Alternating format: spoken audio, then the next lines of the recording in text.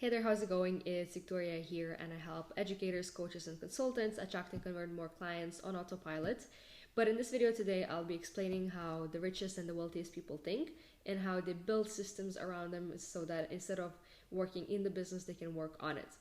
So yeah, let me just get started, right? So I have some notes here that I'll be looking at, and I'll be kind of using this board to actually draw out the systems and so on. Amazing. So let me just get started. So just to first of all, let me just kind of create it first, and as I'm creating, I'll be explaining it as well. So just kind of stay patient with me until I actually create it. So as you can see, I have one big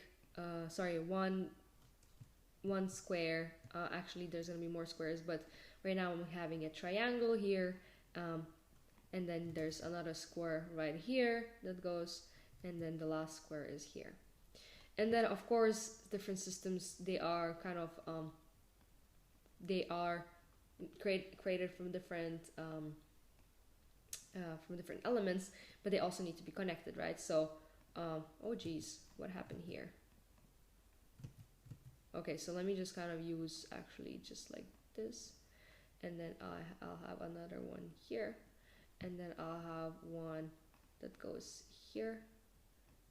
Maybe I can make it like something like this, and then I'll have another one, the last one, that also goes here, and then I'll also have something like this, right? Amazing. So we created our first system. So what is the system actually contains of? So first of all, it contains of inputs, right? So you need to put something into a system to get something out of the system, and of course the outcome of the system is outputs, right? So you put something in, you do something with it, and then you get outputs. So this doing something of it is called processes, right? So oh man, I probably made some mistakes here. How do I write processes? One S. Okay, great. So one S, and yeah, okay, great. And of course here what we have is feedback, right? So we need to have some sort of feedback loop so we understand whether the actual inputs and outputs and the processes are working correctly and if they're working, right? So I know this all seems super like weird and what the hell is this, but let me just kind of give you some real world examples, right? So I'll be writing here in a sticky note, just kind of explain a real world example, right? So let's say you are a chef, and my favorite pasta is pasta arrabbiata with ravioli de carne, all right? So in this case, what you really want to create is a pasta, right? So the output of it is pasta arrabbiata, right? So this is the output, right? And then just working backwards, we can actually understand what do we need to put into the actual processes. So basically, what are the inputs and the processes to get the output, right? So for us to create pasta arrabbiata, of course, we need some inputs, right? So what do we need? What are the ingredients, right? So there's pasta, ravioli, right, with meat, and then we need sauce, and then we need to actually have like water to boil it, and then what else do we need? We need a stove, right, to heat the water, and we need the actual bowl, or however it's called in English. But yeah, so these are all the inputs that we need, right? So basically we take together pasta ravioli, we go and buy it, we buy sauce, we have water, we have stove with a bowl, and yeah, so this is what we need. And so in terms of the actual processes, you may be thinking, okay, so we have what we need to create the pasta, but now what are the processes that we need to take? So here inputs were actual ingredients, right? So ingredients, and the output here is a dish. And let me just move the notes a little bit here. And so what are the, let's say, processes? What is the process in our case? So processes in our case is actual the how to cook it, right? So I was looking for an English word, but yeah, a recipe. This is the one that I was looking for. So the processes is the recipe. Jeez. Okay. So first of all, what we do is we take the pasta and no, first of all, we put water into the bowl, then we turn on the stove, we put the bowl on the stove to heat the water to 100 degrees Celsius, etc. Right? And then maybe we chop some onions,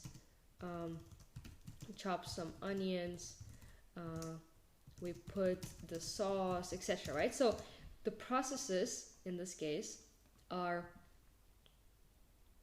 the inputs to output. So we take all the raw ingredients and basically put them through a process. So in our case, the recipe would do step by step, which as you can see is kind of SOP, so it has standard operating procedure. And then we get an output, which is a dish. And the feedback, what will be the feedback? The feedback will be just like us tasting it, right? So we taste the dish and we see. So basically, as we're making the food, right? So as we're making the food, we're tasting it, whether it's too salty. If it's too salty, maybe we'll put more water. If it's doesn't have salt at all, we add some extra salt. And basically, as we're cooking the dish, we're kind of tasting the actual sauce, right? So this would be the feedback loop, right? So if the feedback says that it's too bland, then we take more inputs and we put more salt and so on, right? I hope you understand what I'm trying to say here. And so if you really think about it in terms of the actual client acquisition, if you're a coach or consultant, it works very, very similarly, right? And I just wanted to also mention that I forgot, and I'll do it right now. So here, as you can see that the outputs of how good the dish is, it actually depends very, very heavily on two other processes, on the inputs and the processes, right? So the better quality is the pasta, the better the quality are the tomatoes or the sauce or the onions, the tastier is the dish, right? So the quality of the outputs depends on the inputs as well as the processes that take place, right?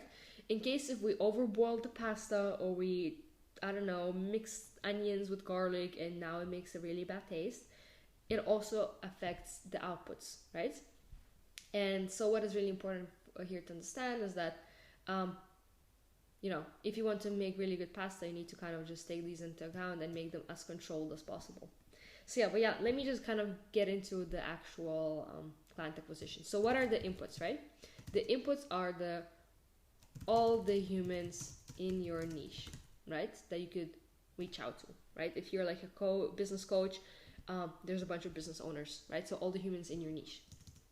And then the processes, they depend on which type of, what is your client acquisition system. But let's say in this case, we're using email marketing, right?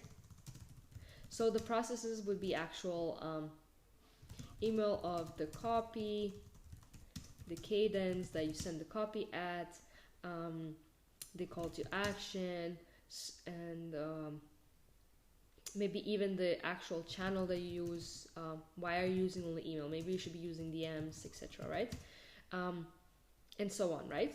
So the processes is basically taking these humans and exposing them into a stimuli, right? So the processes can also be called a stimuli, and basically using emails, the cadence, and so on to kind of convert this inputs, humans in your niche, to outputs. So what are the outputs? Great question. So outputs are clients, right? Ka-ching. Basically clients who are paying you money to provide the services that you provide. And so we took inputs, again, all the humans in your niche possible, expose them to a set of stimuli. So all the different processes like email copy, the cadence, how many times you follow up, what types of follow-ups are you sending, the channel they're using, are you using multiple channels to convert them into the clients, right? And then the feedback is feedback, and also outputs is, sales calls, but clients. And then so feedback would be the open rate, actually not open rate, maybe reply rate, positive reply rate. So all the KPIs, right? So the KPIs that actually help us to understand whether what we're doing is done correctly, right? So yeah, this is all simple. So if you understand this, if you understand this, then out of anything that you want to create, any system that you want to create, so whether if you want to get more clients, whether you want to actually deliver the service for your clients, whether you want to get testimonials for your clients, all systems can be systemized, right?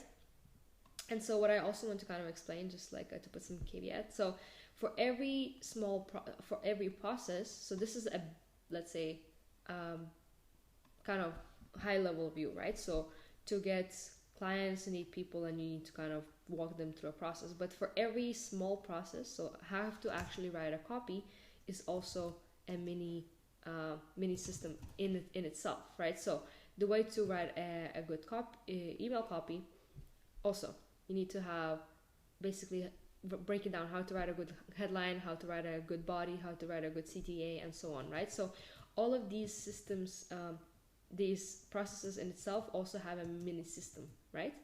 Just to kind of explain. So big systems are created from small systems, and small systems are created from mini systems, right? And they can be broken down into its smallest parts.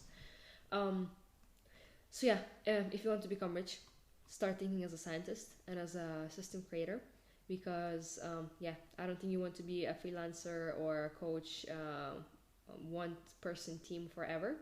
And to scale your business, you have to have a system in place so that other people can come in and replicate it for you. So yeah, this is what it really is. So yeah, like and subscribe if you found it helpful. And by the way, it also helps the YouTube algorithm to show you similar videos to these, just in case you like this one. And if you want a done for you system, if you're an educator, coach, or consultant, feel free to book a call below in the description. And yeah, thanks again for watching. I really appreciate it, and see you in the next video. Ciao, ciao.